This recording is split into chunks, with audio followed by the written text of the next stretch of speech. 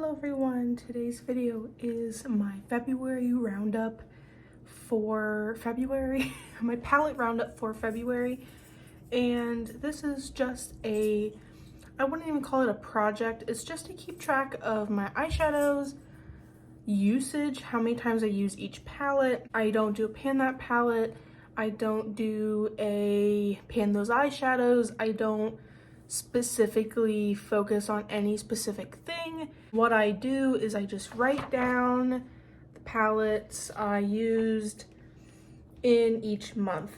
February was a shorter month by a couple days. I wore makeup 25 days out of the month. I only took 4 days off. I wear makeup most of the time. And I used 12 different palettes. One of them came into my collection.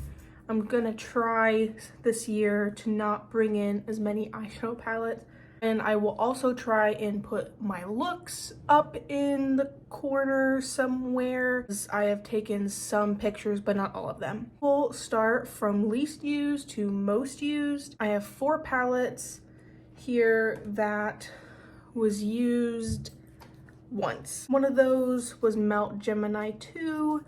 I got this in a mystery bag, and then I took out the 2 shimmers.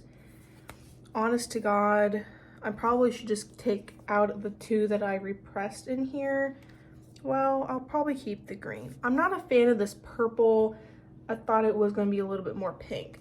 But I just used the mattes in this palette and a Sydney Grace loose shadow all over the lid in the look that I have. But I just used it once, and I used it for the mattes. I use the Odin's Eye and Makeup Just for Fun Amanda's Flora Story palette. This is gorgeous. I did a really pretty like combo look. I normally either go for just the greens or just the purples. I think I only have 2 or 3 shades left in this, and then it's No Pan Left Behind, and conveniently they're all greens. So this will definitely get all the shades used in March. But this is a beautiful palette. Too Faced Italian Spritz. One of my favorite palettes I bought last year. Such a nice summer palette. And I think I did something quite basic with this. I can't remember. Maybe it was some with the yellows. Like I said, I don't remember. All I know is I used it once. And then the Glam Light Barbie palette, I did a Valentine's Day Get Ready With Me Q&A thing. And I used this palette, did a very bold pink look with this. Really enjoyed it. I really love the shimmers in this palette and such the bold colors. I really enjoy Glam Light's formula for the bright colors. The past 2 months I've been really into bright makeup looks, and today was not that day. I was being really quick this morning, and if my makeup looks bad at all, it's because I put it on at 6:30 this morning, and it is currently like 8:30, 9 o'clock. Those were all the palettes I used once. Then I had 4 palettes that I used twice. I was so close to doing No Pan Left Behind on this little guy, the Huda Nude Light. Just a really basic look. I have pan in the 1 shade. I really want to get another pan, and I think it's going to be one of these 2 shimmers. But I love and adore this palette. This has a special place in my heart. I've had some fun with this. This is the Odin's Eye and Betty Jean Planet Spirit palette.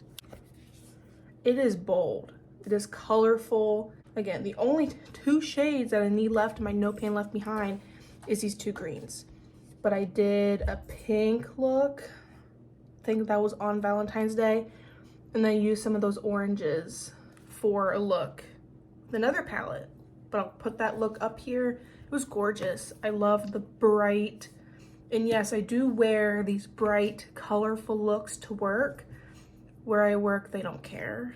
Actually, they appreciate when I bring some brightness to the office. Another one I used twice. I don't think I have any looks with this. This is a pretty basic palette. My Tartelette Juicy, again, another one that is near to dear in my heart. This is a very basic palette, so I highly doubt that I have any looks with this. It's a go-to pink palette. Last palette I only used twice, and I really want to use a lot more this year, is this Glam Light Michaela palette. It has the not sequins, like the glittery stuff. Like this just has a range of colors. And like the Barbie one, these shimmers are gorgeous. I did a pink and purple look, and I think I also did a green and gold, like a tealish look, so I'll put those up. I don't watch Michaela. I don't support Michaela. I don't follow her on TikTok. I don't whatever. But I asked my sister for this from TJ Maxx for Christmas, and I got it, and I love it. These colors are just, and look, you see how reflective those shimmers are. And I appreciate these rows of like basics. Those were the last of my 2 uses. This month I had a good range. I think January wasn't that good of a range. I like having this range of palette usage. It makes me feel like I'm giving my collection all the love that I can give it. I got 2 palettes that was used 3 times. This one I am trying in a project to do No Pain Left Behind. I only have 2 shades left. This is the Urban Decay Stone Vibes. I hit pan in Opal Aura, and I used this twice. No, I used this 3 times. Really enjoy this palette as a whole, and I'm glad I'm getting a lot more use out of it. I wish Urban Decay would kind of stick with this theme with the 4 mattes and the 6, you know, fun shades. Last palette I only used 3 times was the Fantasy Cosmetica Sorcerer palette, and I did a 3 looks 1 video with this, which did not do very well, so I don't know if I'll be doing those again. But this one screams Valentine's Day. Can you tell there was a lot of pinks in the looks and the palette choices? There was a lot of pinks. I did a 3 looks 1 palette, used every single shade. I will link that down below if you feel inclined. 1 palette got used 4 times, and that was Miss BH Mimosa. This was a No Pain Left Behind, and this to me screams Valentine's Day. It also screams like spring into summer, so this will definitely be getting a lot more use. I really enjoyed the looks that I made with this.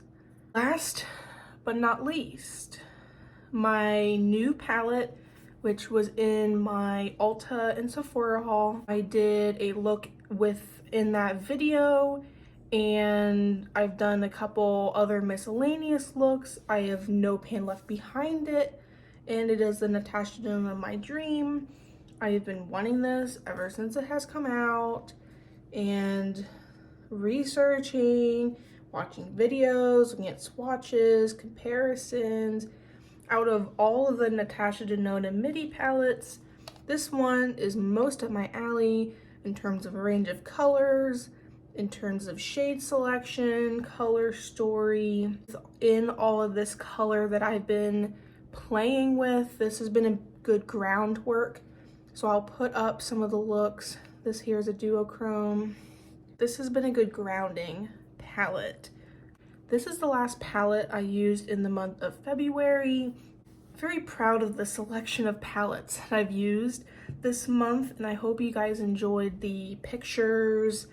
Hope you guys enjoyed this video. Subscribe and like, comment. What's your favorite palette? Do you have a favorite look? Can't wait for the next video. Bye.